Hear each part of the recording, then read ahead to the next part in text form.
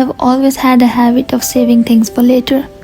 Sketchbooks for when I get better, canvases for when I have a worthy idea, supplies I told myself I should not waste yet, things I kept for some version of me in the future.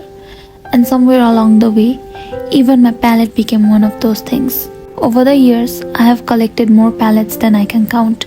Plastic ones, wooden ones, cheap ones, random ones I made work when I did not have the right tool. But none of them ever really felt like mine, which is ironic because I make things all the time. I have made ceramic palettes for other artists, and every time I would think, I should make one for myself too. And then I would not. There was always something next. Another order, another deadline, something that felt more important. Until now. And sometimes the hardest projects to start are the ones you have wanted to make the longest. So today, I'm finally making myself some palettes. And the funny thing is, I actually did not have a plan. No sketch, no final design, no Pinterest board, nothing. For 3 years, I kept telling myself I'd make this palette someday. But I think part of the reason I never started was because I thought I needed to know exactly what they would look like first. Eventually, I realized if I keep waiting for the perfect idea, I'm probably never going to make them. So I just started and trusted that ideas would show up along the way. The first palette was the larger one. Functionally, I knew what I wanted. A large mixing area, plenty of room for colors, something I could actually use every day without running out of space. But beyond functionality, I wanted it to feel whimsical. And if I was finally making something for myself, I wanted it to feel unapologetically me. And as I worked on, I decided to add a panda. I absolutely adore pandas. There is something so special about them. Like they are so unbothered by everything else.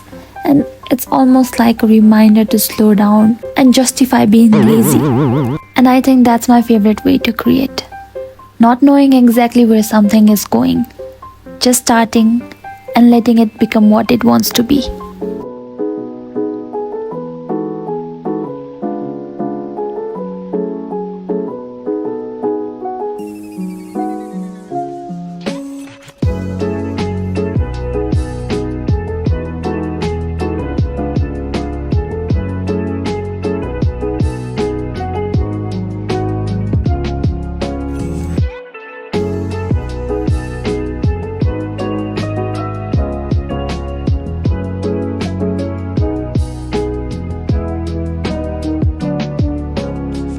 And knowing myself, one palette was never going to be enough, because one palette slowly turned into two.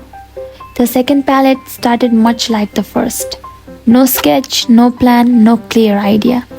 Just a shape waiting to become something.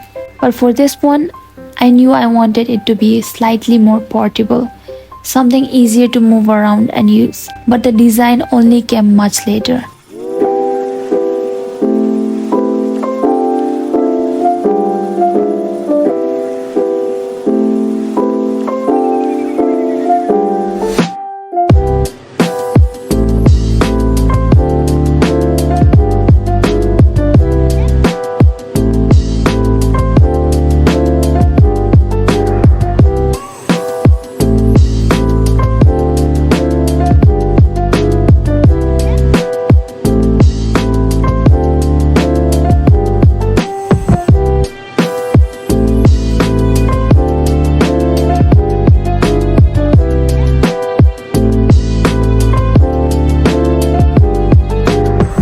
Recently, I created a mascot for Rio's art studio, a tiny chibi version of myself named Rio.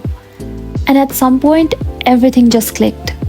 Why not make this one mine in a more literal way? So I sculpted Rio sleeping on the palette, her sketchbook beside her, her pen tools nearby, resting in a little garden I built onto the surface. And suddenly, the palette wasn't just a tool anymore. It became a tiny world.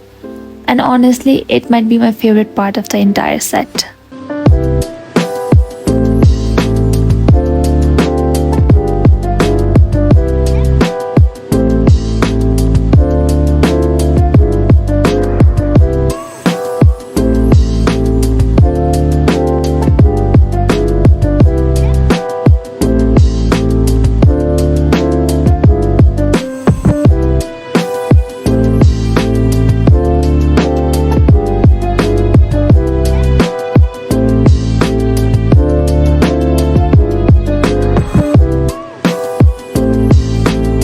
Somehow along the way, I ended up making more than just palettes. Water cups, brush rests, small things I always needed while painting. I did not plan them as a part of this set, they just happened. There is something really satisfying about making tools, especially tools you'll use again and again. Most ceramic pieces eventually find a home somewhere else, but these, they are staying in my studio. They'll become part of hundreds of future paintings, sketches, ideas, pottery, and experiments. Maybe rediscovering myself as an artist isn't always about learning something new. Maybe sometimes it's about finally making the things you have been putting off for years. The things that remind you why you started creating in the first place.